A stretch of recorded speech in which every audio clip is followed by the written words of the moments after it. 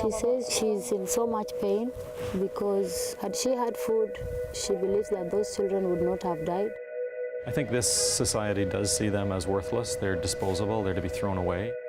We have this description in Ukraine that we say that a place of which God has forgotten, because sometimes it's so awful.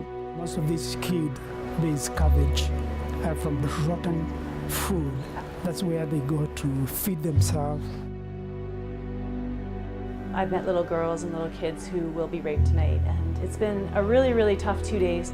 We're at an IDP camp, which is, kids who are basically without a home, and these kids are even in rougher condition. The desperation that you see on their faces.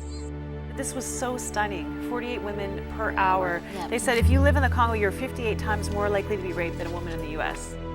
I remember touching a grandmother today who just lost her grandchild in the last 8 months from hunger. And there was nothing there but bone on her shoulder.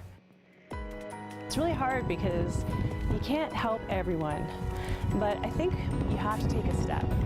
You think of all the money and time and passion and belief in advocating for trafficked women. The peak is called Naruhu Peak, which means freedom, and that's what we're all believing for, that this is going to be the beginning of freedom for so many women.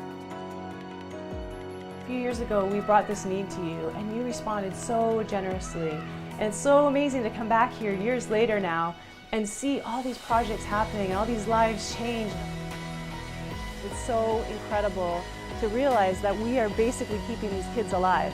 They live on this very thin line of life and death.